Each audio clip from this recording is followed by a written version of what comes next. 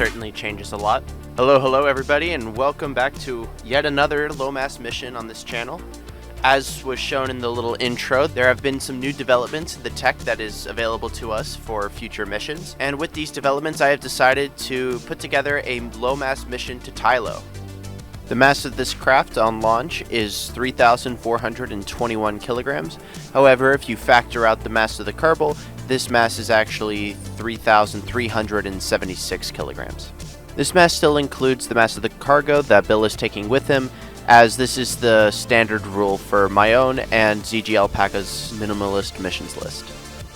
The first stage of this craft is propelled by a single Panther engine on afterburner mode, and the air for this is provided by two of the small circular intakes.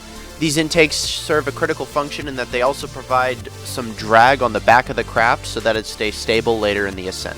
At 38 kilometers above sea level, the fairing is jettisoned. The atmosphere is thin enough at this point that jettisoning the fairing doesn't result in enough drag losses that the delta V gained from the mass savings is outweighed. The chemical stage of this rocket is propelled by a single spark engine, and then after that, the rest of the mission until Tylo will be flown using just one ion engine.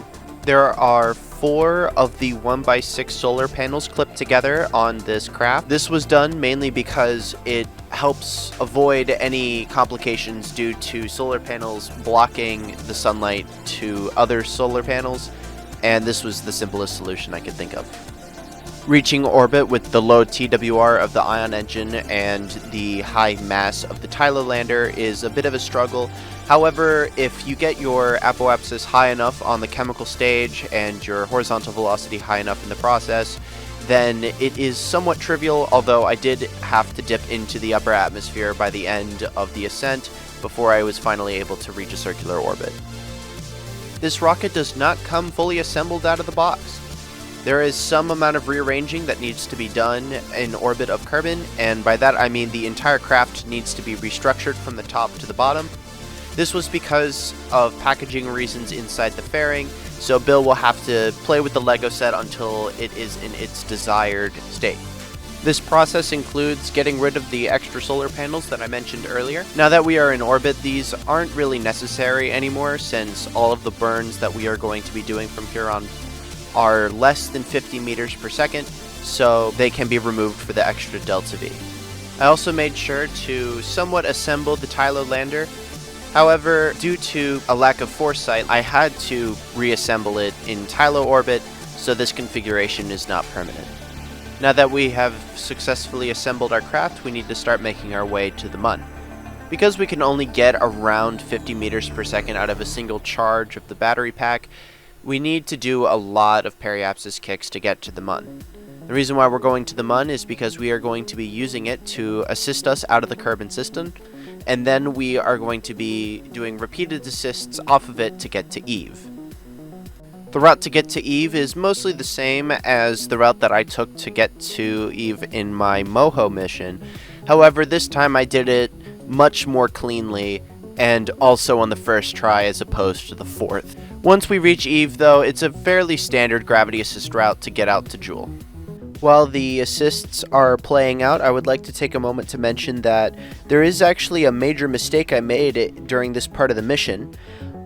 By this point, an entire canister of xenon fuel has been used up, and I didn't realize this until much later in the mission. Had I known this sooner, I could have ditched one of those tanks with EVA construction and left all of the remaining fuel into one of the tanks and saved a significant amount of delta V. However, I didn't notice this at the time, so I ended up losing a significant amount of delta V. We have now managed to reach the Jool system. Our main goal now is to get into a low orbit of Tylo while also having spent as little of our remaining xenon fuel as possible. The way to do this is to do gravity assists to minimize the capture burn at Tylo. Through some planning, I was able to get it so that my capture burn at Tylo was less than 30 meters per second. However, this doesn't avoid the roughly 600 meters per second or so that I needed to spend to get down into a low orbit of Tylo from an elliptical orbit of Tylo. Because of the extremely limited amount of electricity to be gained from the sun this far away, and also due to the fact that their TWR isn't much better at this point in the mission, this was the longest portion of ion burns I had to do throughout the entire mission. Although it didn't take nearly as many kicks as that Joule 5 SSTO from a little while ago, it still took more than 20 burns at periapsis to get into a circular Tylo orbit. I've heard that there's a way to automate this in the past, however, I haven't been able to find that on my own, so if anybody could help me out with a way to make this go by a little bit quicker, I would greatly appreciate it. It was now time for me to separate the Tylo lander from the ion tug. However, I didn't realize that I wouldn't be able to just detach the ion components and leave behind the lander, so I had to completely disassemble the craft twice because I messed up the first time. Because of the generous gimbal range of the Twitch engine, I didn't have to make sure that the center of mass and the center of thrust of this was super balanced. It just needed to be close enough so that when I was descending, it would stay roughly pointed in the right direction, and I would let MechJeb's Smart ASS cover the rest of it. Speaking of Smart ASS, it was at this point that I had discovered that even when the probe core was in hibernation mode, I could still use Smart ASS to control the craft. This was really huge for this mission because I needed to be wary of how much electricity I was using at any given point, so finding out that I could use basically no electricity on the descent was super game-changing. As for the landing itself, it did prove to be quite challenging. I needed to balance how much vertical speed I was maintaining at any given point, as well as my distance from my targeted landing site, which was the mountain on the equator.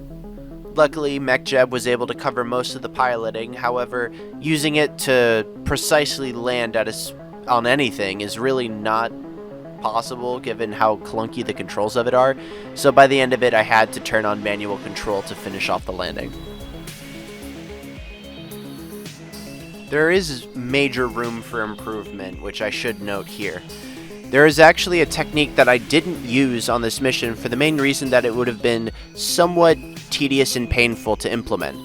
For the last stage of the ascent, I don't necessarily need to control the craft, but just get it close enough to an orbit where a Kerbal on EVA could reach orbit on its own. But for now, the main plan is to rearrange the craft where the two dumpling tanks are removed, and all that is left is the probe core, the ladder, the remaining dumpling tank, and a spider engine, which will take Bill close enough to orbit that he can get there on just the EVA pack without any extra cylinders. The last modification that was done on this craft was to remove the battery, as hibernation mode gives the craft plenty of electricity to get to orbit without any extra battery storage. And with that, everything in the rest of the mission is fairly self-explanatory, or I have talked about it previously, so my commentary will stop for now. Enjoy the music.